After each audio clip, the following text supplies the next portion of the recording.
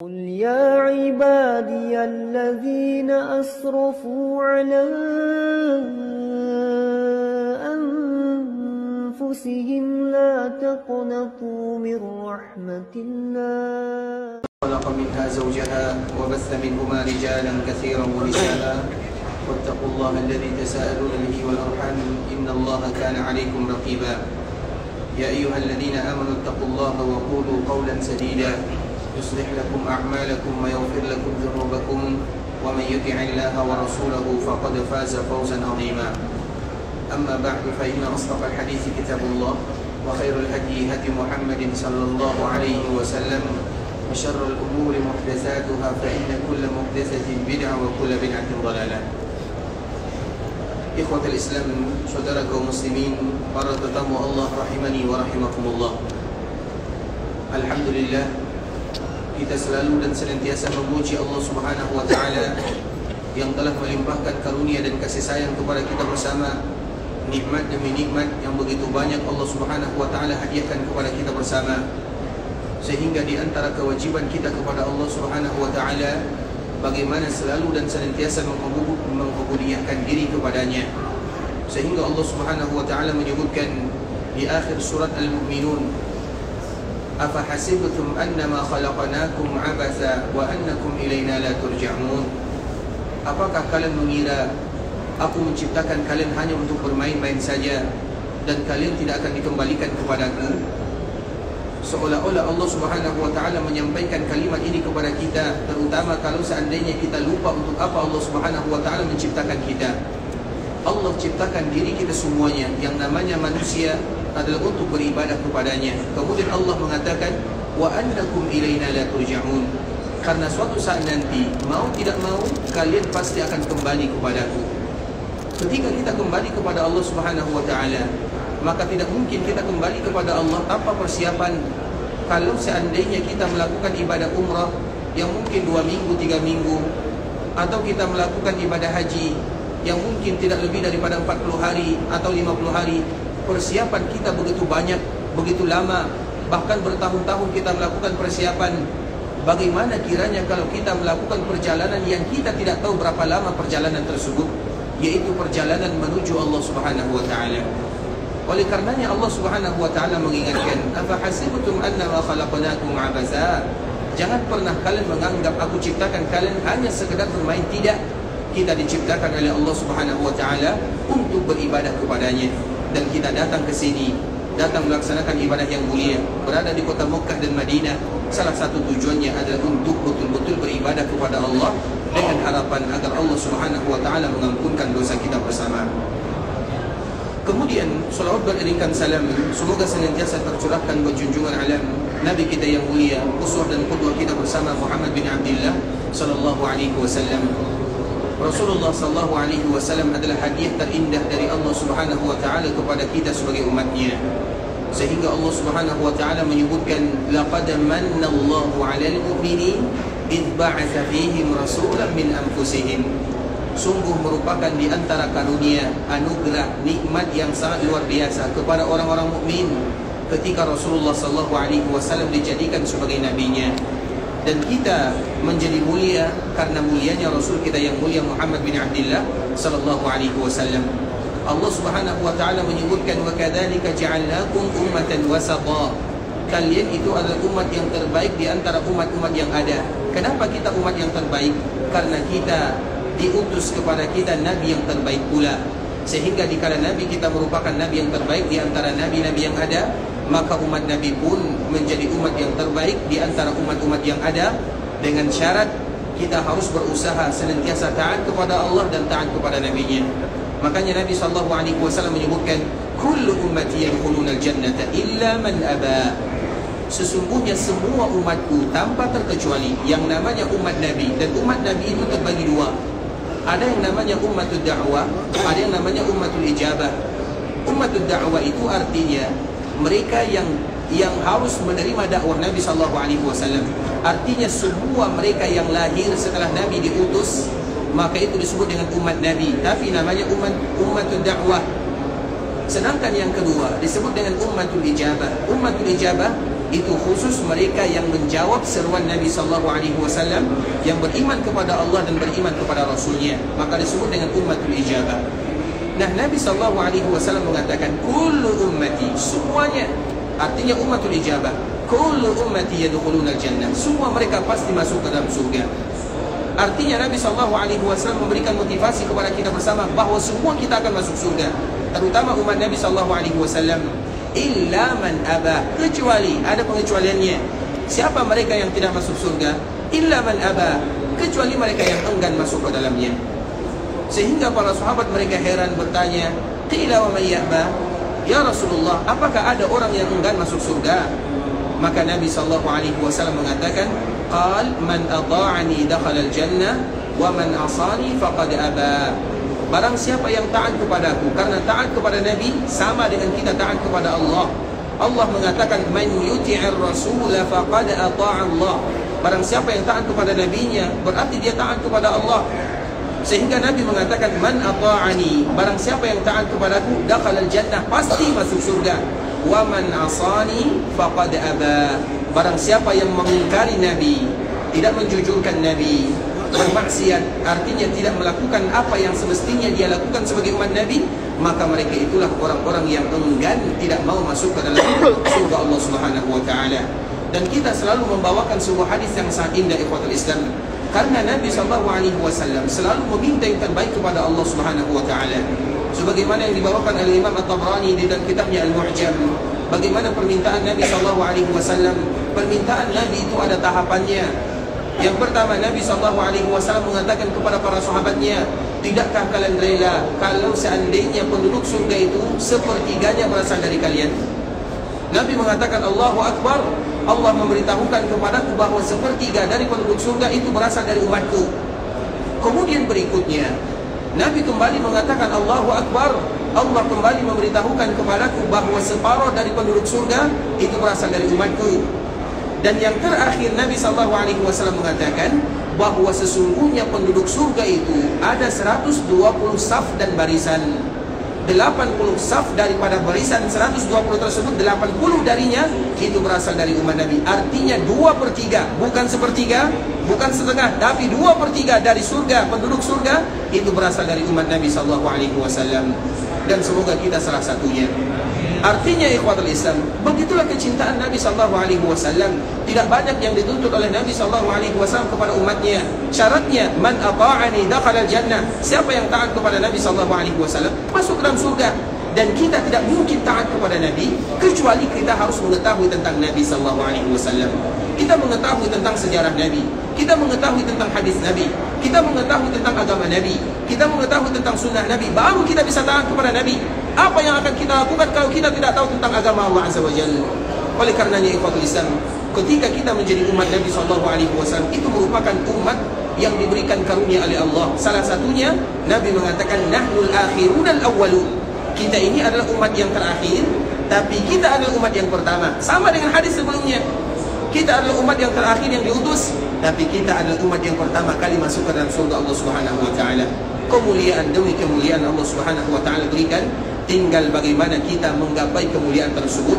Dan di antara salah satunya adalah bagaimana kita selalu ingin menjadi umat yang taat kepada Nabi-Nya. Dan ketaatan tersebut tidaklah bisa kita lakukan kecuali dengan kita belajar agama Allah Subhanahu wa taala. Makanya pertama kali yang akan ditanya oleh Allah ketika kita berpindah alam dari alam dunia menuju alam barzakh, salah satunya adalah waman nabiyyu, siapa nabi kalian? Sehingga di dalam sebuah riwayat yang sangat panjang dibawakan oleh sahabat Barra bin Azib radhiyallahu taala anhu, ada orang yang ditanya, waman nabiyyu, atau siapa nabimu? Di dalam riwayat yang lain, siapa laki-laki yang diutus kepadamu? Maka orang tersebut mengatakan, dia ingin berbicara karena dulu seolah-olah dia tahu. Kemudian pada akhirnya tertutup mulutnya, dikunci oleh malaikat Allah Subhanahu wa taala, dan pada akhirnya dia pun mengatakan la adri, saya tidak tahu. Ketika dia mengatakan la adri, maka malaikat sudah siap memberikan pukulan yang apabila pukulan ini dipukulkan kepada gunung, maka gunung-gunung itu akan hancur. Coba bayangkan bagaimana dipukulkan ke tubuh kita yang sangat lemah. Oleh karenanya ikhwatul Islam, mengetahui tentang Nabi, agama Nabi, merupakan kewajiban syarat mutlak bagaimana kita ingin bertemu dengan Rasulullah sallallahu alaihi wasallam, dan semoga kita betul-betul diberikan kemudahan untuk mempelajari tentang Rasul kita yang mulia Muhammad bin Abdullah sallallahu alaihi wasallam, agar pada akhirnya kita bisa bersua dan berjumpa dengan Nabi kita yang mulia Muhammad bin Abdullah sallallahu alaihi wasallam dalam keadaan yang bahagia. Allahumma salli ala Muhammad wa ala ali Muhammad kama sallaita ala Ibrahim wa ala ali Ibrahim innaka Hamidum Majid.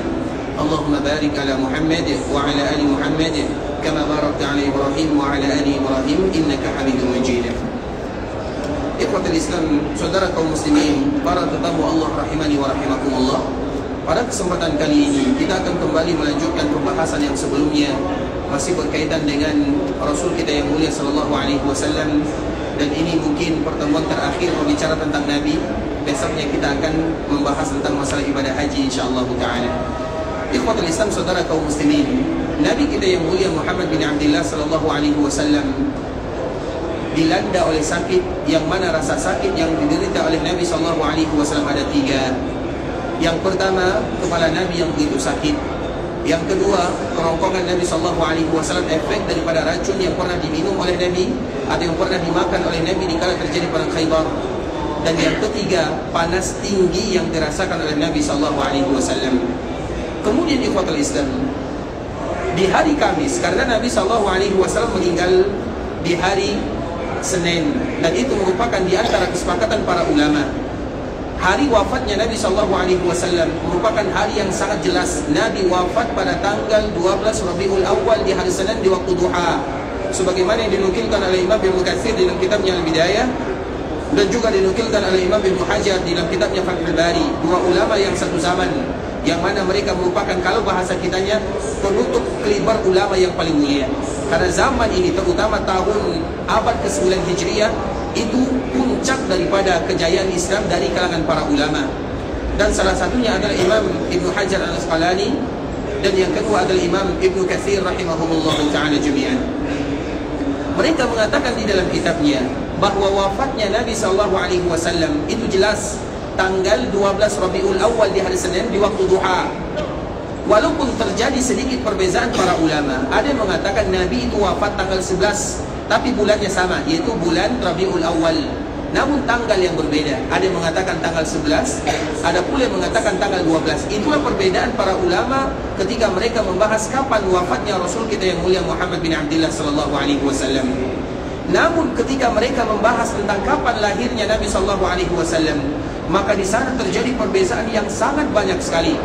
Mereka berbeza kapan bulannya. Apakah Nabi lahir di bulan Rabiul Awal? Ada yang mengatakan di bulan Rabiul Awal, ada lagi yang mengatakan di bulan Syawal, ada yang mengatakan di bulan Ramadan. Perbedaan yang sangat banyak. Kemudian mereka berbeda pada bulannya, mereka juga berbeda pada tanggalnya. Tanggal berapa Nabi lahir? Ada yang mengatakan tanggal 12, ada yang mengatakan tanggal 8, ada yang mengatakan tanggal yang lain. Sebagaimana mereka juga berbeda pada tahunnya. Kenapa para ulama mereka berbeza dikala menentukan kapan Nabi lahir? Mereka tidak berbeza dikala menentukan kapan Nabi wafat. Karena masalah hijriyahnya. Tidakkah kita tahu ikhwatul Islam bahwa kalender hijriyah itu kapan mulai dihitung?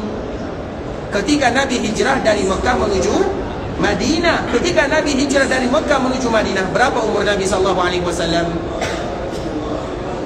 Berapa umur Nabi dikala Nabi hijrah dari Mekah menuju Madinah?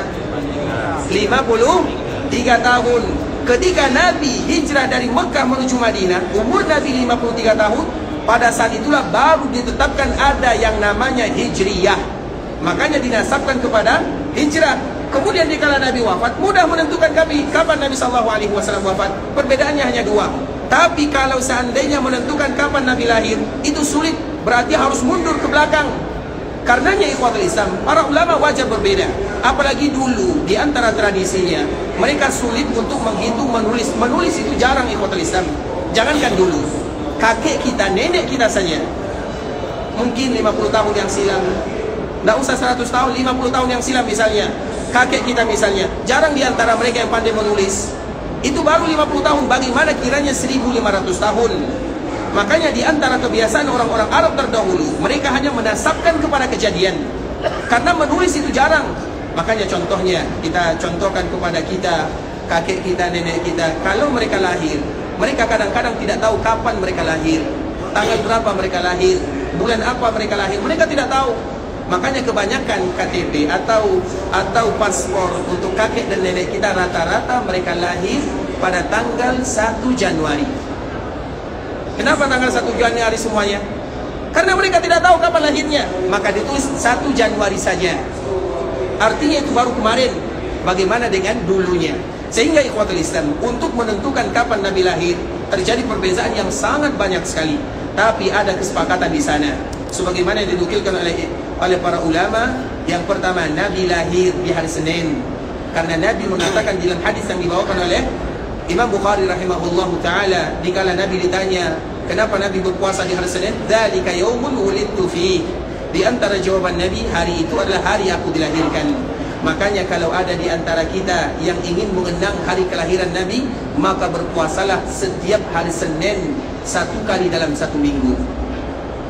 Sebagaimana yang dilakukan oleh Rasulullah sallallahu alaihi wasallam. Karena Nabi dikala ditanya kenapa Nabi berpuasa di hari Senin, karena hari itu adalah hari kelahiran Nabi. Sehingga kalau kita ingin melakukan, maka lakukanlah sebagaimana yang dilakukan oleh Rasulullah sallallahu alaihi wasallam. Kemudian di hari Senin juga Nabi SAW dipanggil oleh Allah Subhanahu Wa Taala pada tanggal 12 Rabiul Awal di waktu duha. Waktu duha ini para ulama mereka berbeza, karena duha itu ikhwatul Islam, awal waktu duha itu dikala matahari terbit, itu disebut dengan awal duha. Akhir duha itu adalah waktu zawal. Waktu zawal itu nanti zawal, terutama bagi mereka yang melontar, mereka harus tahu kapan zawal dinamakan dengan zawal. Zawal itu disebut dengan zawal kurang lebih 15 menit sebelum masuknya waktu zuhur, maka itu disebut dengan zawal. Dan semua waktu ini disebut dengan waktu duha.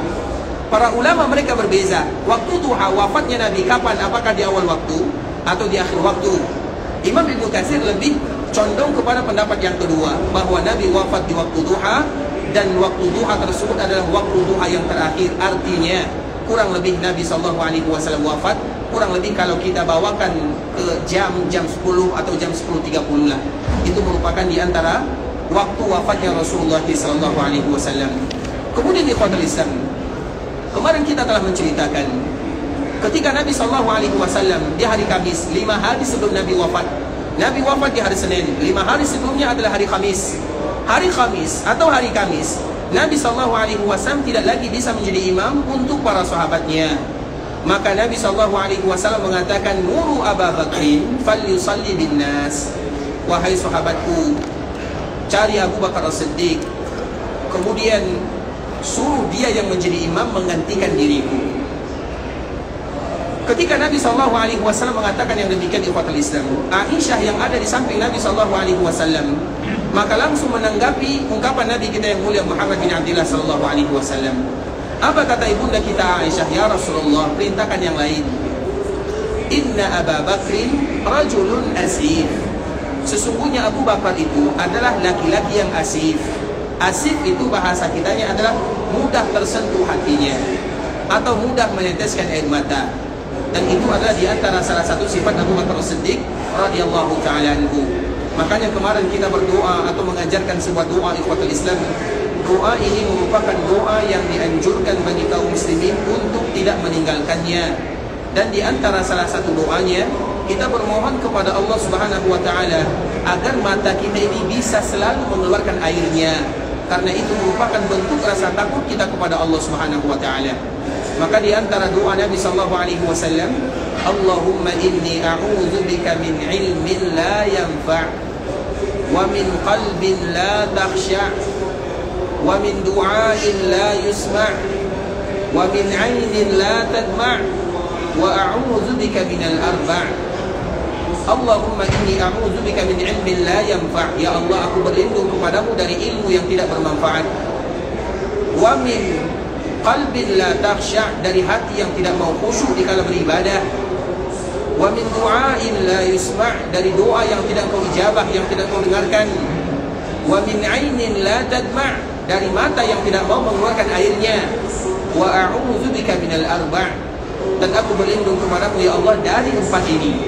Sehingga doa ini ikhwatul Islam merupakan di antara doa agar Allah berikan kekhusyukan kepada kita di dalam beribadah, dan dengan kita khusyuk beribadah kepada Allah Subhanahu wa taala, maka mudah bagi kita untuk meneteskan air mata. Karena air mata itu biasanya laki-laki, yang namanya laki-laki itu jarang mengeluarkan air mata. Tapi kalau mereka mengeluarkan air mata, berarti betul-betul ada masalah yang besar di sana.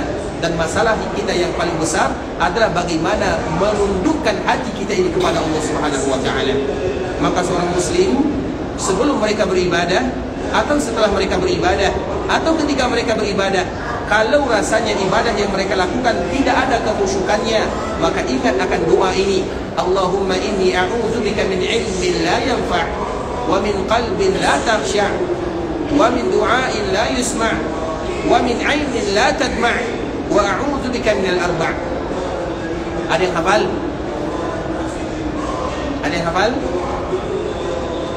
Nanti kalau kita berdoa tidak bisa dengan menggunakan bahasa Indonesia, bahasa Melayu, maka berdoalah dengan bahasa Arab. Itu doanya nanti ya. Itu doanya. Allahumma inni a'udzubika min ilmin la yanfa' wa min qalbin la takhsha' wa min du'ain la yusma' wa min 'ainin la tadma' wa a'udzubika minal arba'. Bagi ikhwatul Islam, salah satunya adalah Abu Bakar As-Siddiq radhiyallahu ta'ala anhu. Abu Bakar itu kalau kita sifatkan, dia seorang laki-laki yang cengeng kepada Allah Subhanahu wa taala. Bukan cengeng kepada manusia, cengeng kepada Allah Subhanahu wa taala. Ketika Nabi perintahkan dia untuk menjadi imam, yang pertama kali komen adalah ibunda kita Aisyah. Padahal Nabi sedang sakit 5 hari sebelum Nabi SAW terakhir, atau 5 hari Nabi SAW sebelum Nabi wafat. Jadi kalau ada keluarga kita yang komen, maka lihat ikhwatul Islam, Nabi saja dikomen oleh keluarganya biasa-biasa saja. Apalagi kalau kita dikomen oleh keluarga. Makanya sebagian para ulama mengatakan, coba Aisyah tidak mungkin berani mengatakan yang demikian kepada Nabi, kecuali itu sudah merupakan kebiasaannya kepada Nabi, karena sering bercanda dengan Nabi SAW.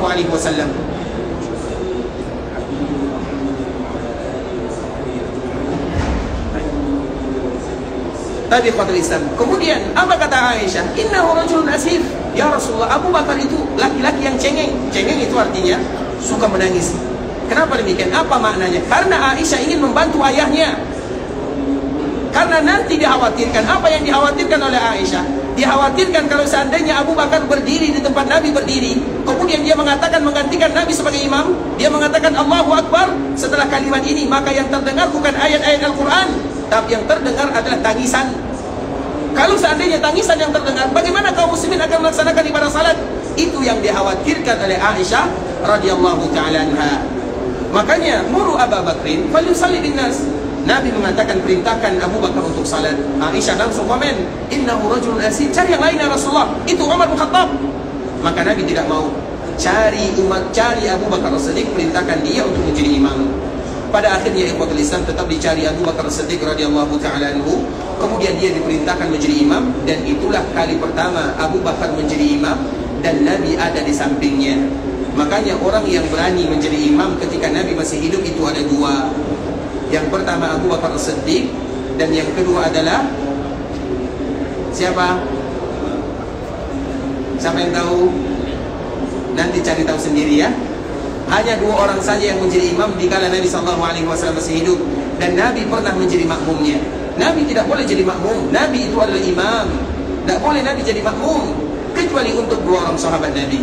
Yang pertama Abu Bakar, yang kedua adalah salah. Yang kedua adalah Ali, salah. Sama lagi, sebutkan nama semua sahabat.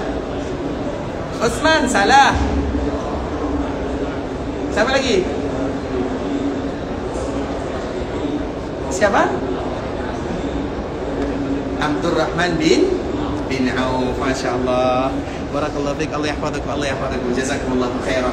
2 orang sahabat inilah ikhwatul Islam yang pernah menjadi imam dan Nabi menjadi makmumnya. Artinya itu merupakan 2 kemuliaan bagi 2 orang sahabat ini. Yang pertama adalah Abu Bakar As-Siddiq, dan yang kedua adalah sahabat Abdurrahman bin Auf radhiyallahu ta'ala anhuma. Nah, Abu Bakar ikhwatul Islam, dia mulai menjadi imam menggantikan Nabi di malam Jumat pada waktu salat Isya. Berarti di hari Jumat 1 kali, atau malam Jumatnya 1 kali. Di hari Jumatnya 5 kali, hari Sabtunya 5 kali, hari Ahadnya 5 kali, hari Seninnya sekali, yaitu di waktu fajar, karena Nabi di waktu duha meninggal. Berarti Abu Bakar As-Siddiq menjadi imam bagi kaum muslimin di kala Nabi masih hidup 17 kali salat. Dan itu termasuk di antara kemuliaan untuk Abu Bakar As-Siddiq radhiyallahu ta'ala anhu. Dan perkara salat merupakan perkara yang luar biasa, satu-satunya ibadah yang diwajibkan di langit, sedangkan ibadah yang lainnya diwajibkan di bumi. Makanya para sahabat mengatakan kepada Abu Bakar As-Siddiq, kalau Nabi rela menjadikan dirimu menjadi imam bagi kami dalam urusan agama, maka kami lebih rela kalau kamu menjadi pemimpin kami dalam urusan dunia. Dalam urusan agama Nabi serahkan kepemimpinan kepada Abu Bakar As-Siddiq. Maka para sahabat mengatakan, kalau masalah dunia yang mudah, tentu kami lebih rela menyerahkan kepemimpinan tersebut kepada engkau wahai Abu Bakar As-Siddiq radhiyallahu ta'ala anhu. Kemudian ikhwatul Islam, ketika Abu Bakar yang menjadi imam, maka Nabi SAW hanya berbaring di rumah ibunda kita Aisyah radhiyallahu ta'ala anha. Kemudian dia senantiasa ditemani oleh keluarganya atau para istrinya yang telah kita sebutkan sebelumnya, dan juga yang menemani Nabi SAW dari kalangan laki-laki adalah keluarga-keluarga terdekatnya. Yang pertama adalah paman Nabi. Paman Nabi, siapa yang tersisa dari paman Nabi? Paman Nabi yang tersisa hanya satu orang saja. Siapa namanya? Ja'far. Ja'far itu sepupu Nabi. Karena Ja'far itu ayahnya adalah Abdul Ja'far. Ja'far itu ayahnya adalah Abu Talib. Berarti dia dengan Nabi sepupu. Adalah Al-Abbas. Paman Nabi itu ada 10 orang. Ada yang mengatakan 12, ada yang mengatakan 13 orang. Itu paman Nabi. Artinya yang laki-laki. Yang perempuan ada 6 orang. Berarti bibi namanya. Kemudian dikala Nabi diutus menjadi Nabi dan menjadi Rasul, dari kalangan paman Nabi yang tadi ada 12 atau ada 13, ada 10 orang. Yang tinggal atau yang hidup dikala Nabi diutus menjadi Nabi dan menjadi Rasul adalah 4 orang sahaja. 2 beriman, 2 tidak beriman. Yang 4 orang ini siapa? Yang pertama Abu Talib, yang kedua Abu Lahab, yang ketiga Hamzah, dan yang keempat adalah Al-Abbas. 2 ikut Nabi, 2 tidak ikut Nabi. Yang ikut Nabi, 1 meninggal. Yang meninggal adalah Hamzah. Berarti yang tersisa dari paman Nabi siapa? Al-Abbas. Sehingga para ulama mengatakan Al-Abbas dan keturunannya itu merupakan di antara keluarga Nabi SAW, atau yang kita kenal dengan Ahlul Bait. Mengapa demikian? Karena satu yang tersisa dari paman Nabi SAW, dan ada lagi yang lain. Dan yang melahirkan keturunan juga demikian. Makanya di antara keturunannya adalah Abdullah bin Abbas, Fadl bin Abbas, Qutham bin Abbas, Ubaidillah bin Abbas. Itu semua merupakan sepupu Nabi SAW, dan semua mereka adalah keluarga Nabi SAW. Karena satu-satunya yang tersisa dari paman Nabi adalah Al-Abbas. Jadi yang selalu menemani Nabi, terutama di kala Nabi sakit, itu adalah yang pertama adalah paman Nabi itu sendiri. Kemudian Fadl itu anaknya Al-Abbas. Kemudian Qutham itu juga anaknya Al-Abbas. Kemudian Ali bin Abi Talib. Kemudian Usamah bin Zaid bin Harithah. Itulah yang selalu menemani Nabi. Kenapa harus kita menyebutkan nama-nama ini? Karena nama ini ikhwatul Islam, mereka memiliki andil yang luar biasa terkhusus di akhir kehidupan Nabi. Mereka yang menemani Nabi. Mereka dikala Nabi wafat, berarti mereka lah yang mengurus jenazah Nabi SAW. Artinya mereka yang memandikan Nabi, mereka mengkafankan Nabi, dan merekalah yang memasukkan Nabi ke dalam liang lahat. Makanya nama-nama ini merupakan nama-nama yang spesial. Al-Abbas, Qutham, Fadl, Ali, Usamah, dan ada tambahan yang lain. Walaupun di antara tambahan ini para ulama mereka berbeza di sana. Terlepas daripada itu semua ikhwatul Islam, inilah orang yang senantiasa bersama Nabi SAW. Dan dari kalangan perempuan semua istri Nabi, sedangkan dari kalangan laki-laki orang yang tadi telah kita sebutkan.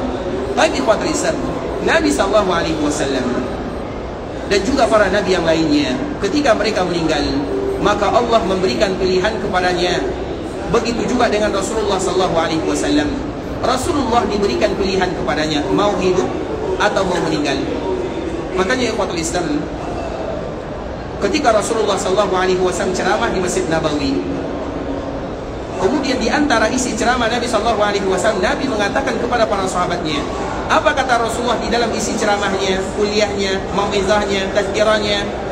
Sesungguhnya ada seorang hamba yang diberikan pilihan oleh Allah Subhanahu wa taala antara hidup di dunia atau berjumpa dengan Allah Subhanahu wa taala. Maka hamba tersebut memilih berjumpa dengan Allah. baru Nabi mengatakan kalimat ini. Satu-satunya yang paham akan bahasa Nabi adalah Abu Bakar As-Siddiq radhiyallahu ta'ala anhu. Makanya ketika Nabi berkuliah atau menyampaikan ceramah atau khutbah ini, maka Abu Bakar langsung menangis. Sahabat yang lain, mereka hampir marah kepada Abu Bakar As-Siddiq. Artinya Nabi berkhutbah, kemudian dia menangis. Mereka tidak tahu kalau maksud Nabi SAW hamba tersebut adalah dirinya. Nabi tidak mengatakan saya, tapi Nabi mengatakan ada seorang hamba, dan hamba itu adalah Nabi itu sendiri.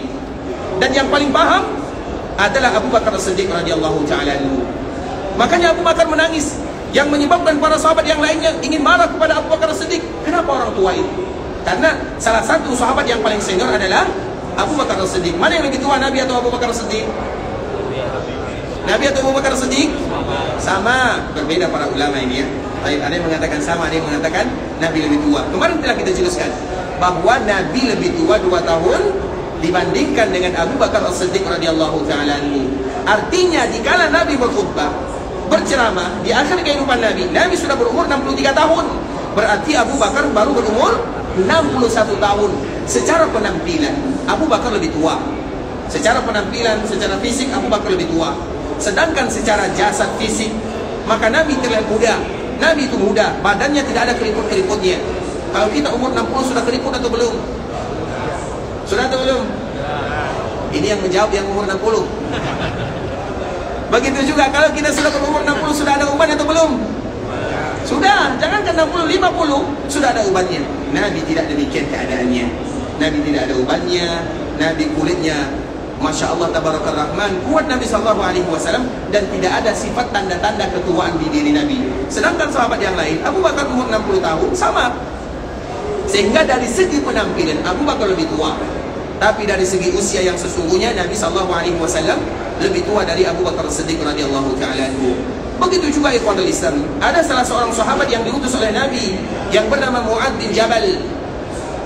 Mu'ad merupakan salah seorang sahabat yang diutus oleh Rasulullah ke sebuah daerah yang bernama Yaman. Karena daerah yang diutus ke Yaman itu ada 2. Yang pertama Mu'ad, yang kedua siapa? Menantu Nabi SAW, Ali bin Abi Thalib radhiyallahu ta'ala anhuma. Dan kita selalu mengatakan daerah Yaman itu maksudnya adalah di belakang Taif. Semua daerah yang di belakang Taif maka itu disebut dengan Yaman. Maka di Ka'bah Al-Musharrafah ada namanya Rukun Yamani. Kenapa disebut dengan Rukun Yamani? Yang pertama dia berada di kanannya Hajar Aswad, kanan itu Yaman. Dan yang kedua karena dia mengarah ke daerah sana, maka disebut dengan Rukun Yamani. Sahabat Mu'adz ini diutus oleh Nabi SAW. Namun sebelum Nabi mengutusnya, Nabi mengatakan, wahai sahabatku, kemungkinan kalau engkau pulang ke kota Madinah, maka engkau tidak lagi bertemu dengan diriku. Engkau berjumpa dengan masjidku dan perkuburanku. Mu'adz dikala dikatakan yang demikian oleh Nabi SAW, siapa yang tidak sedih? Dia tidak mau meninggalkan Nabi SAW. Dia ingin menghabiskan masa-masanya bersama Nabi. Tapi Nabi itu sendiri yang mengutusnya, pergi engkau ke Yaman. Innaka sata'ti qauman min ahli kitab. Engkau akan datang ke sebuah daerah yang mana penduduknya adalah ahlul kitab. Ahlul kitab itu orang Yahudi dan orang Nasara. Apabila disebut dengan ahlul kitab, itu hanya 2 maknanya, al-Yahud dan Nasara. Nah di daerah sana itu banyak orang ahlul kitab. Karena orang ahlul kitab itu mereka pintar, mereka ada wahyu yang diturunkan oleh Allah Subhanahu wa ta'ala, yang kita kenal dengan kitab, walaupun mereka merubah isinya. Artinya ikhwatul Islam, Nabi berpesan kepada sahabat ini, engkau akan pergi ke sana berdakwah, tapi nanti kalau engkau pulang ke kota Madinah, engkau tidak lagi berjumpa dengan diriku. Tidak mungkin Nabi mengatakan yang demikian kecuali Nabi telah diberikan pilihan oleh Allah Azza wa Jalla. Bahkan di dalam hadis yang lain ikhwatul Islam, yang disebut dengan hadis Ghadir Khum, di sebuah lembah, ada namanya lembah Khum. Ketika Nabi SAW pulang dari melaksanakan ibadah haji, maka Nabi SAW menyampaikan kepada para sahabatnya bahwa Nabi diberikan atau dikatakan kepadanya, ajib, wahai Muhammad, jawablah utusan Allah Subhanahu wa ta'ala. Artinya jawablah panggilan malaikat maut. Maka Nabi SAW berpesan kepada sahabatnya. Maka pesan ini merupakan di antara pesan yang harus dijaga, karena tidak mungkin Nabi memberikan pesan kepada para sahabatnya di akhir kehidupannya kecuali pesan itu harus dijaga oleh umatnya. Makanya kita ikhwatul Islam terkhusus ketika Nabi sakit di hari Khamis, hari Jumat, hari Sabat, hari Ahad, di hari Senin, Itu banyak pesan Nabi SAW. Jaga pesan Nabi SAW, karena itu merupakan wasiat daripada Rasulullah kepada umatnya. Jangankan wasiat Nabi, kita, karena kita tidak boleh wafat. Ingat ikhwatul Islam, kita tidak boleh wafat kecuali ada wasiat. Hadis ini ketika Nabi sampaikan, apa kata Abdullah bin Umar? Semenjak aku mendengarkan hadis ini dari Nabi, maka setiap aku tidur, karena tidur itu adalah sahabatnya meninggal, ada orang yang tidur tidak bangkit lagi. Maka apa kata Abdullah bin Umar? Semenjak itu aku menulis wasiat dan aku letakkan di bantalku. Kalau nanti aku tidur, kemudian aku wafat, aku sudah menuliskan wasiat pesan Nabi SAW. Makanya kita tidak boleh wafat kecuali menuliskan wasiat, terutama kepada keluarga-keluarga yang akan kita tinggalkan. Dan tidak ada wasiat yang paling indah kecuali mengajak mereka bertakwa kepada Allah Subhanahu wa taala. Kemudian baru wasiat-wasiat yang lainnya. Kalau wasiat kita saja, misalnya ada orang tua kita berwasiat, wahai ini adalah tanahku, sekian ukurannya, aku jadikan untuk wakaf pembangunan masjid, haram bagi ahli warisnya untuk mengambilnya, haram hukumnya. Kalau seandainya wasiat manusia demikian keadaannya, tidak boleh dirubah, satu kata pun tidak boleh dirubah, maka bagaimana dengan wasiat Rasulullah SAW?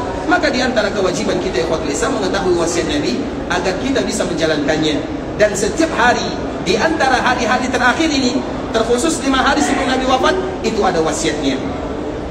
Kemudian ikhwatul Islam, ketika Nabi SAW sedang berbaring di rumah ibunda kita Aisyah radhiyallahu taala anha, maka disebutkan dalam sebuah hadis yang sangat luar biasa, inna kunna azwajan Nabi SAW indahu jami'a. Ketika Nabi sakit, maka kami selalu berada di sisi Nabi. Tidak ada satupun di antara kami yang meninggalkan Nabi SAW.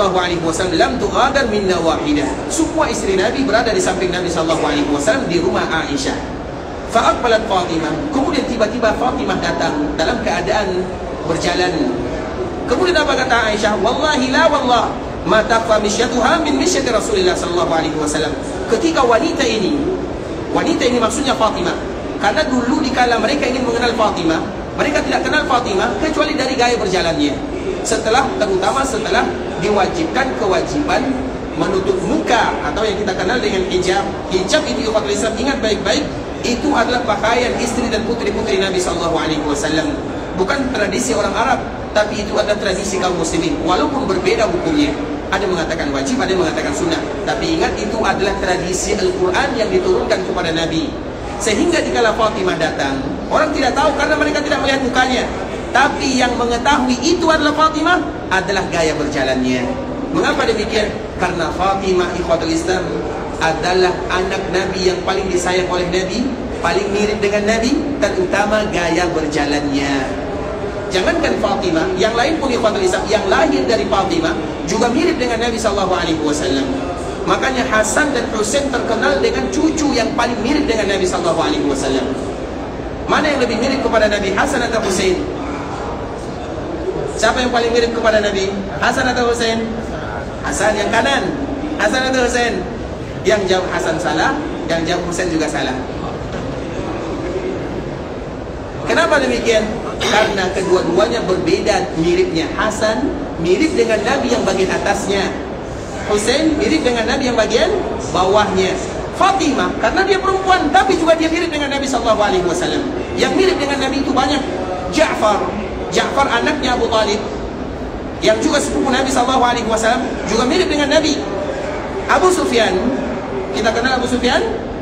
Bukan Abu Sufyan mertua Nabi, bukan Abu Sufyan mertua Nabi, tapi Abu Sufyan sepupu Nabi. Namanya Abu Sufyan bin Haris. Haris itu salah satu paman Nabi, namanya Haris. Abangnya Abdullah namanya Haris. Anaknya bernama Abu Sufyan. Dia juga mirip dengan Nabi SAW. Kurang lebih ada 6 orang atau 7 orang yang mirip dengan Nabi SAW. Dan salah satunya adalah Fatimah dan anak-anak serta keturunannya. Kalau Fatimah mirip dengan Nabi, gaya berjalannya. Bagaimana gaya berjalannya? Karena Nabi kalau berjalan dia cepat, ibarat orang yang turun dari bukit. Jadi cepat gaya berjalan Nabi SAW. Sehingga Aisyah mengatakan, demi Allah kami tahu kalau itu adalah Fatimah dari gaya berjalannya. Kemudian dikala Fatimah datang, maka Nabi SAW mengatakan, marhaban bibnati, selamat datang wahai putriku. Thumma ajlasaha an yaminihi aw an shimalihi. Kemudian dikala Fatimah datang, maka Nabi menyambutnya, kemudian mempersilahkan Fatimah duduk di kanan atau di kirinya. Kemudian dikala Fatimah duduk, apa yang terjadi ikhwatul Islam? Thumma sarraha fabakat bukaan syadida. Ketika Fatimah duduk di samping Nabi, maka Nabi membisikkan sesuatu kalimat di telinga Fatimah. Ketika selesai Nabi mengatakan kalimat tersebut, padahal banyak orang di dalamnya, mereka tidak tahu satu pun apa bisikan Nabi atau apa yang dikatakan oleh Nabi kepada putrinya. Dikala Nabi mengatakan kalimat ini kepada putrinya, maka Fatimah betul-betul bukaan syadida, menangis, tabki bukaan syadida, menangis dengan tangisan yang kuat. Artinya yang betul-betul kuat tangisannya. Kemudian falamma ra'a husnaha sarraha tsaniyah. Ketika melihat bagaimana dia bersedih, maka Nabi kembali membisikkan bisikan yang kedua. Kemudian dengan itu pula Fatimah kembali tersenyum. Kemudian ikhwatul Islam, sedikit cerita. Bisikan yang pertama, kenapa apa yang dikatakan oleh Nabi kepada Fatimah putrinya? Nabi SAW mengatakan, wahai Fatimah, sesungguhnya ayahmu ini akan meninggal. Dikala mendengarkan bahwa ayahmu ini akan meninggal, dan Nabi menyebutkan tanda dan sifat serta ciri-cirinya, siapa yang tidak bersedih? Karena satu-satunya keluarga Nabi yang tersisa adalah Fatimah radhiyallahu ta'ala anha. Semua anak Nabi tidak ada lagi. Semuanya yang laki-laki 3, Qasim, Abdullah, Ibrahim meninggal dikala mereka kecil. Zainab meninggal, Ruqayyah meninggal, Ummu Kulsum meninggal. Yang tersisa Fatimah. Maka selalu kita mengatakan Fatimah itu digelar dengan Ummu Abiha. Fatimah itu nama lainnya adalah ibu dari ayahnya. Nama Fatimah adalah Ummu Abiha, ibu dari ayahnya. Kenapa Fatimah disebut dengan ibu dari ayahnya? Padahal Fatimah adalah putri Nabi, tapi dia disebut dengan ibu dari ayahnya. Apa alasannya? Cari sendiri. Kemudian ikhwatul Islam, Fatimah dikabarkan oleh Nabi bahwa dirinya akan meninggal. Maka Fatimah sedih, menangis. Kemudian dikala Fatimah sedih, maka kembali dibisikkan oleh Nabi SAW dan dikatakan, wahai Fatimah, ketahuilah bahwa yang pertama kali menyusulku dari kalangan keluargaku adalah kamu. Artinya Fatimah tidak lama jaraknya dengan Nabi juga akan menyusul ayahnya akan meninggal. Dan dia tidak lagi tinggal sendirian. Karena dia tinggal sendirian, iya bersama suaminya, tapi ayahnya sudah tidak ada, ibunya juga sudah tidak ada, saudara-saudarinya semuanya sudah meninggal. Sehingga kemudian Nabi mengatakan, ketika engkau nanti meninggal, engkau pasti masuk surga. Wajar ikhwatul Islam, ibunya Khadijah. Khadijah itu malaikat yang datang mengucapkan salam kepadanya, dan anaknya Fatimah. Kedua-duanya wanita yang mulia, yang paling dicintai oleh baginda Nabi Muhammad bin Abdullah. Sehingga Nabi mengatakan kepada Fatimah, engkau akan menjadi pemimpin wanita yang ada dalam surga. Maka wajar kalau anak-anaknya Hasan dan Husain, mereka juga pemuda-pemuda yang ada di surga. Sehingga kalimat ini membuat Fatimah radhiyallahu ta'ala anha bahagia. Kemudian beberapa saat setelahnya ikhwatul Islam, maka terjadilah apa yang terjadi. Dan ini secara singkat saja, yaitu hadis yang dibawakan oleh ibunda kita Aisyah radhiyallahu ta'ala anha. Dan ini merupakan detik-detik terakhir Rasulullah SAW dipanggil oleh Allah Subhanahu wa ta'ala. Ibunda Aisyah kembali memaparkan, inna min ni'amillahi alaih, di antara nikmat Allah yang diberikan kepada diriku, anna Rasulullah sallallahu alaihi wasallam tuwfiya fi baiti wa fi yaumi wa baina sahri wa nahri, wa anna Allah jama'a baina riqi wa riqihi 'inda mautih. Ibunda kita Aisyah mengatakan, di antara salah satu nikmat yang Allah hadiahkan kepada diriku, bahwa sesungguhnya yang pertama, Nabi sallallahu alaihi wasallam wafat di rumahku. Karena memang ikhwatul Islam, Nabi SAW tinggal sakit, wafat di rumah Aisyah. Artinya Aisyah menjadi istri yang paling disayangi oleh Rasulullah SAW. Bahkan dari keluarga, maka Aisyah merupakan orang yang paling dicintai dari kalangan istri Nabi SAW. Walaupun muncul pertanyaan daripada ulama, siapa yang paling dicintai oleh Nabi? Apakah Khadijah atau Aisyah? Siapa yang paling dicintai oleh Nabi, Khadijah atau Aisyah? Kedua-duanya. Kayak tadi ya, Khadijah, Aisyah. Yang mengatakan Khadijah salah, yang mengatakan Aisyah juga salah. Karena pertanyaannya salah. Karena tidak ada pilihan di antara mereka ikhwatul Islam. Mereka satu zaman atau tidak? Satu zaman atau tidak? Satu zaman atau tidak? Tidak. Khadijah seolah-olah Khadijah periode Mekah, Aisyah periode Madinah. Khadijah yang menemani Nabi di awal dakwah, karena di awal dakwah butuh modal yang banyak. Dakwah itu butuh modal. Maka Khadijah disediakan oleh Allah untuk nabinya. Karena Khadijah seorang yang diberikan harta yang luar biasa oleh Allah, tapi hartanya dijadikan untuk berdakwah bersama Nabi-Nya. Makanya dikala terjadi Fathu Makkah, ikhwatul Islam, Nabi pergi ke Makkah, Nabi tidak tinggal di rumahnya, tapi Nabi buat kemah. Kemah itu berada di samping perkuburan Khadijah. Seolah-olah Nabi mengatakan kepada Khadijah, ini hasil perjuangan kita bersama. Allah jadikan Makkah yang dulunya memusuhi Nabi, sekarang sudah menjadi daerah kaum muslimin. Tapi Khadijah sudah dipanggil oleh Allah. Artinya di awal dakwah itu Khadijah, di akhir dakwah itu Aisyah. Karena di akhir dakwah modal sudah ada, yang tinggal adalah bagaimana menjaganya. Dan orang yang paling kuat hafalannya adalah Aisyah radhiyallahu taala anha. Makanya Aisyah itu anak kecil, menikah dengan Nabi umurnya 6 tahun, bergabung dengan Nabi, satu rumah dengan Nabi umurnya 9 tahun, dan dia hafal semuanya. Sebagaimana kita menghafal Qul Huwallah, begitulah dia menghafal ucapan Nabi sallallahu alaihi wasallam semuanya. Jadi seolah-olah Aisyah menjaga agama, terkhusus berkaitan dengan masalah keluarga. Masalah keluarga, kita tidak akan tahu tentang keluarga Nabi kecuali dari Aisyah radhiyallahu taala anha. Jadi seolah-olah itu tulisan Khadijah pada Mekah, Aisyah pada Madinah. Kemudian ikhwatul Islam, Nabi sallallahu alaihi wasallam wafat di rumahnya, di rumah Aisyah, karena dia merupakan wanita yang paling dicintai oleh Rasulullah sallallahu alaihi wasallam. Wa fi yaumi, dan juga Nabi wafat di harinya Aisyah.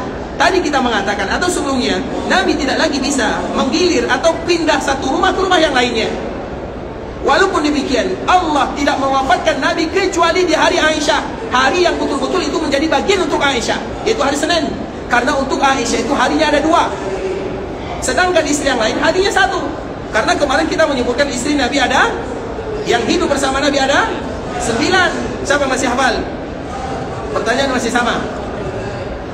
Saudah, Aisyah, Hafsah, Safiyah, Ummu Habibah, Ummu Salamah, Zainab, Maimunah, Juwairiyah. Siapa yang bisa ngulang? Nah, untuk mereka ini satu hari. Saudah, istri Nabi yang paling tua, namanya Saudah. Dan Saudah itu istri Nabi yang kedua setelah Khadijah.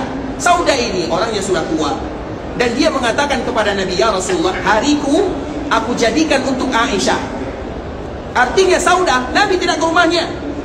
Ketika Nabi ingin ke rumahnya, maka hadiahnya atau harinya diberikan kepada Aisyah. Artinya untuk Aisyah 2 hari.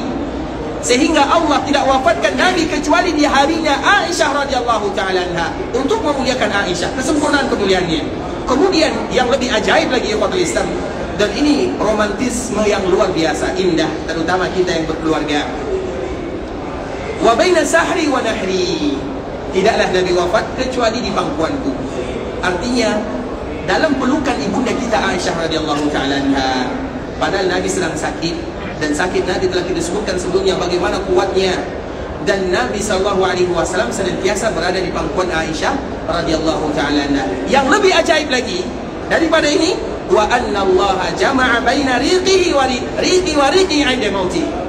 Dan juga Allah Subhanahu wa taala tidaklah mewafatkan Nabi kecuali air ludah kami bersatu, kata ibunda kita Aisyah radhiyallahu taala anha. Tentu apa maksudnya? Nah, maksud yang keempat ini, dan ini merupakan kemuliaan yang keempat ikhwatul Islam. Apa maksudnya air ludah Nabi dengan air ludah Aisyah bersatu? Maksudnya dijelaskan oleh Aisyah. Ketika Nabi berbaring di rumah Aisyah, berbaring di pangkuan Aisyah, namanya Abdurrahman. Maka ada yang masuk ke rumah Aisyah bernama Abdurrahman. Abdurrahman itu ayahnya adalah Abu Bakar As-Siddiq. Berarti Abdurrahman itu apanya Aisyah? Saudaranya. Kemudian ikhwatul Islam, wa biyadihi siwak. Abdurrahman dikala masuk, dia sedang memegang siwak. Karena memang ikhwatul Islam, tradisi yang bernilai ibadah adalah memegang siwak. Dan sekarang momennya. Makanya jangan sampai ada di antara kita yang tidak ada siwak di sakunya. Siapa yang ada siwak di sakunya sekarang? Masya Allah, ini hadiahnya. Barakallah. Ini pertama kali angkat ya, Masya Allah. Barakallah fik, Allah yahfadz. Siwak itu sunnah Nabi ikhwatul Islam, tidak wajib tapi mulia. Artinya Abdurrahman itu terbiasa, berarti para sahabat yang lain juga terbiasa, dan Nabilah yang paling terbiasa. Artinya ikhwatul Islam, wa biyadi siwak, di tangan Abdurrahman ada siwak. Nah, dikala Abdurrahman sedang memegang siwak, wa ana musninatun Rasulullah sallallahu alaihi wasallam, aku sedang merangkul Nabi, sedang memeluk Nabi, Nabi sedang bersandar di diriku. Kemudian Nabi melihat Abdurrahman, Nabi tidak lagi bisa kuat berbicara. Kemudian ikhwatul Islam, fara'aituhu yanzuru ilaihi, maka aku lihat kepada Nabi SAW. Ternyata Nabi melihat ke arah siwak yang tadi dipegang oleh Abdurrahman. Dan Nabi itu paling sering bersiwak. Setiap berwuduk Nabi bersiwak, setiap salat Nabi bersiwak, setiap masuk rumah Nabi bersiwak, setiap salat malam Nabi bersiwak. Makanya siwak itu ikhwatul Islam, ia mungkin sulit bagi kita mendapatkannya, tapi dikala kita berada di sini, paling tidak kita pernah memegang siwak untuk mencontoh Nabi SAW. Kalau ada yang bersiwak dengan niat aku ingin merasakan sebagaimana yang dilakukan oleh Nabi, maka betapa banyak pahala yang akan dia dapatkan. Kita tidak boleh menganggap remeh ikhwatul Islam. Setiap sunnah Nabi sekecil apapun, wajib hukumnya, mubah hukumnya, terserah. Yang penting apabila dilakukan Nabi, maka kita berusaha melakukannya, terutama dikala kita berada di sini. Makanya nanti setiap keluar cari siwak ya, usahakan nanti kita bersiwak. Dan semoga dengan siwak tersebut Allah jadikan kita bagian orang-orang yang ingin selalu mencontoh Rasulullah SAW. Kemudian ikhwatul Islam, Nabi melihat siwak yang dipegang oleh Abdurrahman. Fara'aituhu yanzuru ilaik wa 'araftu annahu yuhibbus siwak. Di saat itulah aku mengetahui Nabi itu sangat suka kepada siwak. Tapi di akhir kehidupan Nabi, Nabi tidak lagi bisa bersiwak.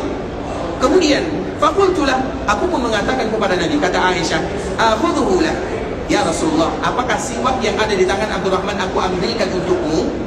Apa yang dikatakan oleh Nabi? Fa asyara bi ra'si. Nabi, coba bayangkan bagaimana lemahnya Nabi SAW di akhir kehidupannya. Nabi tidak bisa mengatakan iya, tapi Nabi hanya mengangguk saja. Artinya betul-betul lemah, sakit. Fa asyara bi yadi. Kemudian ikhwatul Islam, fa asyara bi ra'si. Nabi memberikan isyarat dengan kepalanya, mengangguk.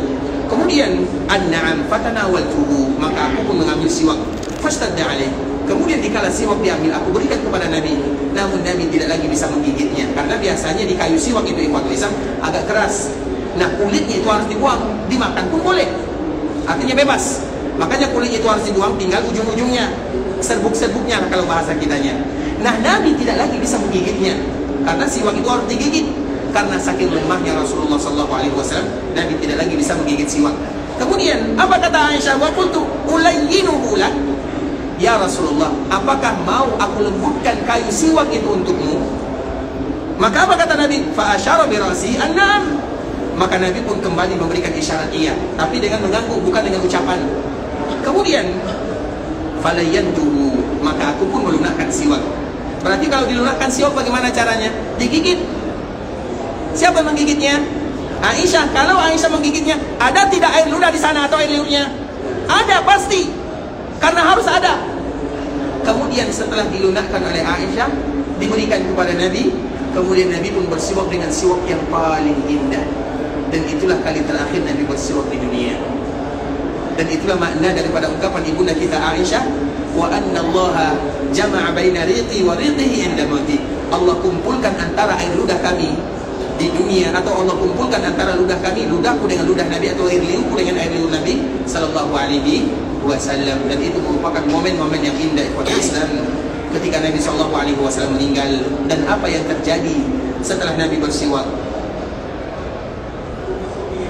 Faja'ala yudkhilu yadayhi fil ma' fayamsahu bihima wajhah.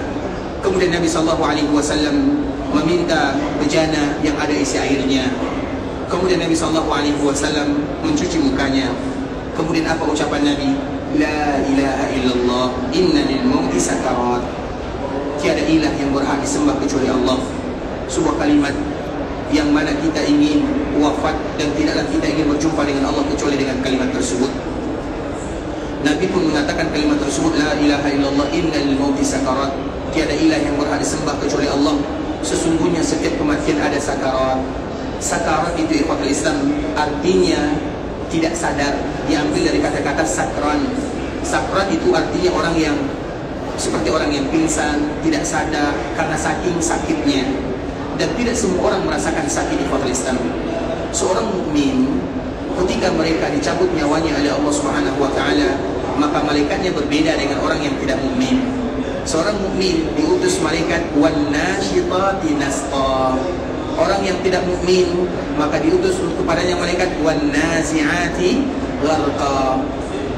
Seorang mukmin ikhwatul Islam digambarkan mereka dicabut nyawanya, keluar ruhnya ibarat ini, saking mudahnya mengalir begitu saja, ibarat air yang dituangkan ke gelas, begitulah ruhnya akan keluar. Karena ruh di kala malaikat mau datang dia berkumpul di dada.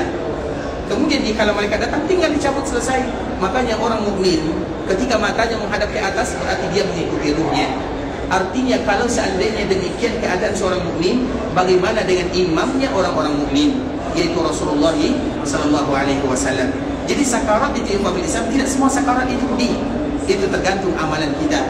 Dan semoga Allah berikan kemudahan kepada kita dikala kita ingin menghembuskan nafas terakhir. Kemudian ikhwatul Islam, maka Nabi SAW mengatakan kalimat ini, "Tsumma nasaba yadah." Kemudian Nabi kembali mengangkat tangannya, dan di saat itulah baru Nabi berbicara. Apa kata Rasulullah SAW? "Fir rafiqil a'la, fir rafiqil a'la, fir rafiqil a'la." Di dalam riwayat yang lain, "Allahumma firli warhamni wa alhiqni bir rafiqil a'la." Ya Allah, ampunkan dosaku. Nabi mengatakan ampunkan dosaku ya Allah. Padahal Nabi sudah pasti dijamin oleh Allah Subhanahu wa taala. Sayangi diriku ya Allah dan kumpulkan aku bersamamu. Kemudian hatta khubit. Kemudian Nabi pun menghembuskan nafas terakhir. Wa malat yadahu, wa malat yaduhu. Dan tangan yang tadi menuju ke atas langsung tumbang karena Nabi sudah diambil rohnya oleh malaikat-malaikat Allah Subhanahu wa taala. Begitulah cerita terakhir Rasulullah SAW dalam kehidupan dunia. Nabi yang paling mulia, yang paling sayang kepada kita bersama. Sehingga kewajiban kita ikhwatul Islam, wajib mencintai Nabi melebihi segala-galanya. Dan kita harus ingat, cinta kepada Nabi SAW itu tidak semudah yang kita bayangkan. Mencintai seseorang itu tidak mudah. Jangan kita anggap ketika kita mengatakan saya cinta kepada Nabi kemudian langsung kita mencintai Nabi. Tidak. Mencintai Nabi itu harus ada buktinya. Makanya kita bertanya kepada diri kita sendiri, apa buktinya kita telah mencintai Nabi SAW? Sudahkah kita baca sejarah Nabi? Sudahkah kita baca hadis-hadis Nabi? Sudahkah kita mengetahui perjuangan Nabi? Sudahkah kita sedikit mempelajari agama yang dibawa oleh Nabi? Itu baru namanya cinta. Cinta dengan kata-kata semua orang bisa mengatakannya semuanya. Tapi cinta yang sesungguhnya ada cinta dengan bukti. Dan di antara buktinya adalah mempelajari tentang Nabi itu sendiri. Dan salah satunya adalah bagaimana kehidupan terakhir Nabi SAW. Makanya bagi kita yang ada di kota Madinah, di antara salah satu yang dianjurkan bagi kita melakukannya adalah berziarah ke kuburan Rasulullah SAW dengan mengucapkan Assalamualaikum ya Rasulullah wa rahmatullahi wa barakatuh. Sallallahu wa sallam wa baraka alaika wa jazaka afdala ma jaza nabiyyan an ummati. أديت الأمانة وبلغت الرسالة وجاهدت في الله حق جهاده حتى أتاه اليقين. Itu merupakan di antara beberapa kalimat yang dianjurkan bagi kita, terkhusus bagi kita yang ada di kota Madinah, berziarah ke kuburan Nabi. Tadi kita telah menceritakan bagaimana akhir kehidupan Nabi. Itu belum lagi menceritakan bagaimana Nabi dikuburkan. Karena dikala Nabi meninggal, banyak di antara para sahabat yang tidak menerimanya. Sulit menerima Nabi wafat ikhwatul Islam. Kalau kita berada di zaman Nabi, kita juga tidak tahu apakah kita termasuk orang yang membenarkannya atau yang tidak. Apakah kita percaya Nabi wafat atau tidak? Sulit sekali ikhwatul Islam. Bahkan sekelas Umar bin Khattab mengatakan, siapa di antara kalian yang mengatakan Nabi wafat, awas. Dia mengatakan, wallahi ma mata Rasulullah SAW. Demi Allah Nabi tidak wafat. Itu Umar yang mengatakan demikian. Semua para sahabat bingung, Nabi wafat atau tidak. Mereka bingung ikhwatul Islam. Mereka tidak tahu apa yang sesungguhnya terjadi. Dibilang Nabi wafat sulit, dibilang Nabi tidak wafat juga sulit. Makanya Umar mengatakan, demi Allah Nabi tidak wafat. Sampai Abu Bakar yang datang. Abu Bakar adalah sahabat yang bijaksana, sahabat yang paling tua, memiliki andil yang luar biasa. Kemudian datang melihat jasad Nabi yang sudah terbungkus, tertutup dengan pakaian yang berasal dari daerah Yaman. Muka Nabi juga sudah ditutup. Kemudian Abu Bakar membukanya. Dilihat Nabi betul-betul sudah meninggal. Dicium di antara kedua matanya, di dahinya, di keningnya. Kemudian Abu Bakar mengatakan, tibta hayyan wa mayyita. Engkau indah dikala engkau hidup, sebagaimana engkau indah dikala engkau wafat. Kemudian Abu Bakar kembali menutupnya dan keluar dan mengatakan kepada para sahabat yang ada, yang sedang kebingungan, Nabi itu sudah meninggal sebagaimana meninggalnya nabi-nabi yang lainnya. Baru di saat itu mereka percaya bahwa Nabi betul-betul sudah dipanggil oleh Allah Subhanahu wa taala. Begitu juga dengan kita. Di antara kewajiban kita yang ada di kota Madinah sebelum kita keluar darinya, berziarah ke kuburan baginda Muhammad bin Abdullah sallallahu alaihi wasallam. Berziarah ke kuburan Nabi tidak datang percuma tanpa ada yang kita bawa. Dan di antara salah satu yang kita bawa adalah doa yang paling indah. Salah satunya, Assalamualaikum ya Rasulullah wa rahmatullahi wa barakatuh. Sallallahu wa sallama wa baraka alaika wa jazaka afdala ma jaza nabiyan an ummati. Ada yang sudah hafal? Nanti kita berlatih ikhwatul Islam, jangan keluar dari kota Madinah kecuali kita berusaha menghafalnya, berziarah ke perkuburan Nabi. Yang pertama, Assalamualaikum ya Rasulullah warahmatullahi wabarakatuh. Salam, Assalamualaikum warahmatullahi wabarakatuh. Tapi untuk Nabi, Assalamualaikum ya Rasulullah warahmatullahi wabarakatuh. Sallallahu wa sallama wa baraka alaika. Sallallahu wa sallama wa baraka alaika. Wa jazaka afdala ma jaza nabiyan an ummati. Wa jazaka afdala ma jaza nabiyan an ummati. Itulah doa yang kita baca dikala kita berziarah ke perkuburan Muhammad bin Abdullah, terkhusus bagi kita yang ada di kota Madinah, dan itu merupakan di antara kecintaan kita kepada Rasulullah sallallahu alaihi wasallam. Tinggal bagaimana kita berusaha untuk menghafalnya. Kalau tidak hafal 1 kali, 2 kali, kalau tidak 2 kali, 20 kali, kalau tidak 20 kali maka 200 kali. Tinggal bagaimana usaha kita untuk berlatih menghafal. Ternyata menghafal itu tidak mudah ya. Apalagi menghafal menjadi ustaz ya, tidak mudah karena menghafal saja kerjanya. Makanya ikhwatul Islam, di antara salah satu yang dianjurkan bagi kita melakukannya, menghafal doa berziarah ke perkuburan Muhammad bin Abdullah, dan semoga Allah mudahkan bagi kita untuk menghafalnya. Ikhwatul Islam, saudara kaum muslimin, para tetamu Allah rahimani wa rahimakumullah. Insyaallah pembahasan kita berkaitan dengan cerita Nabi kita tutup dulu untuk sementara. Artinya berkaitan dengan Rasulullah SAW, karena masih panjang lagi cerita Nabi SAW. Tapi karena momen kita sedang, saudara-saudara kita sedang melaksanakan ibadah haji, insyaallah besok kita akan membahas tentang masalah manasik haji, agar ibadah haji yang kita lakukan betul-betul menjadi haji yang mabrur dan umrah yang mabrurah. Kita berharap kepada Allah Subhanahu wa taala agar perjumpaan kita ini perjumpaan yang memberikan keberkahan, perjumpaan yang dengannya Allah turunkan kasih sayang. Allah jaga kita semuanya, Allah jaga keluarga-keluarga yang kita tinggalkan. Kalau ada di antara kita yang ingin pergi ke Mekah, semoga Allah Subhanahu wa taala menjaganya, memperlancarkan perjalanannya, diberikan kemudahan kepadanya, diterima amal ibadahnya, dikabulkan setiap doa dan permintaannya, dijadikan hajinya haji yang mabrur, wa umratan mabrura, wa sa'yan mashkura, wa damban maghfura. Kalau ada di antara kita yang pulang, semoga Allah mudahkan perjalanannya, kembali bersua berkumpul dengan keluarganya dalam keadaan sehat walafiat, dan semoga Allah jadikan kita untuk selalu menjadi tamunya, bisa datang ke tanah haram Makkah dan Madinah dalam rangka beribadah kepada Allah, dan semoga Allah berikan kepada kita semuanya husnul khatimah. Amin amin ya rabbal alamin. Kita tutup dengan doa kafaratul majlis. Subhanakallahumma bihamdika asyhadu an la ilaha illa anta astaghfiruka wa atubu ilaik. Wa sallallahu wa sallim ala nabiyyina wa habibina wa khalilina wa sayyidina Muhammadin wa ala alihi wa sahbihi wa sallam tasliman katsira. Assalamualaikum warahmatullahi wabarakatuh.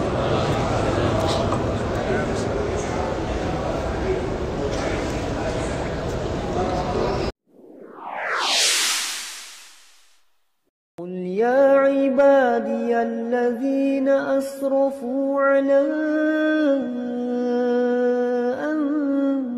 أنفسهم لا تقنطوا من رحمة الله